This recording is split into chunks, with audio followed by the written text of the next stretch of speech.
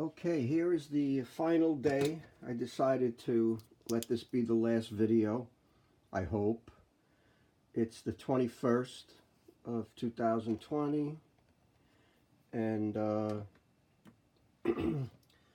I can tell you right now that the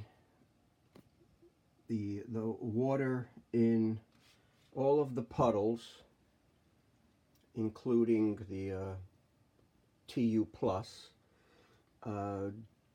was not able to go through the holes made by the nails through the wood to the other side of the deck here. So I'll show you that in a second or a minute or less, hopefully.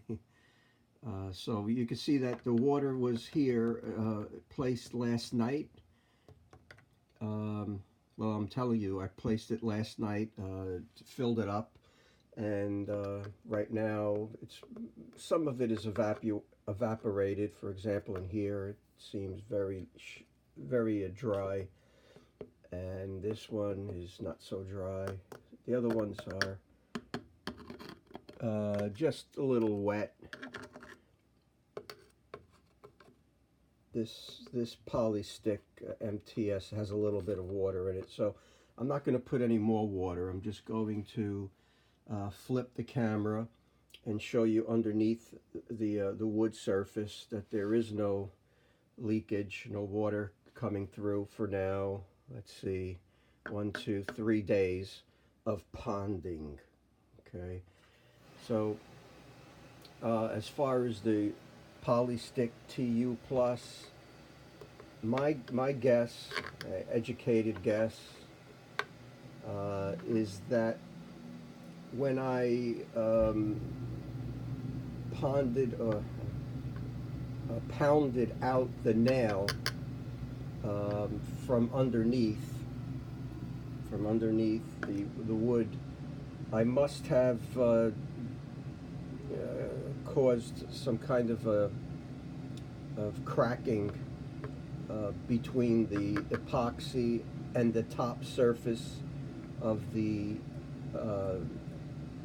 underlayment here, so that the water was able to seep or peep through the epoxy underneath the walls much more easily and saturate the very top layer, which is like a fabric, as I've mentioned, so much so that it overflowed over the edge and then saturated the second layer much more than when the nail was completely adhered to the top surface previous to me pounding out the nail from underneath. So that's my guess. I don't think it was an issue with the wall itself, but maybe just the adherence of the wall to the top surface of the membrane. Because if you remember, the membrane is made out of cloth, so that pounding of the nail out of the wood could have caused some kind of a disruption in that adherence. So it just looked like that to me when I saw the water traveling so quickly past the barrier, underneath the barrier, to this section here, and then finally over here and under. I didn't see too much, I didn't see much of a wet situation underneath here, and there was none really underneath here. There was some water was accumulating on the edge here, but not down here. Sorry, not down here.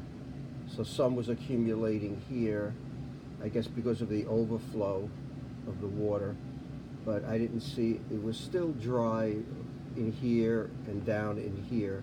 So I can't say that the water went directly through the membrane of the top layer and then down to the bottom of the second layer. That's my opinion. Okay, I'm going to flip it over now, so I have to stop the recording and then have the camera flip to the other side so I could show you the underneath surface.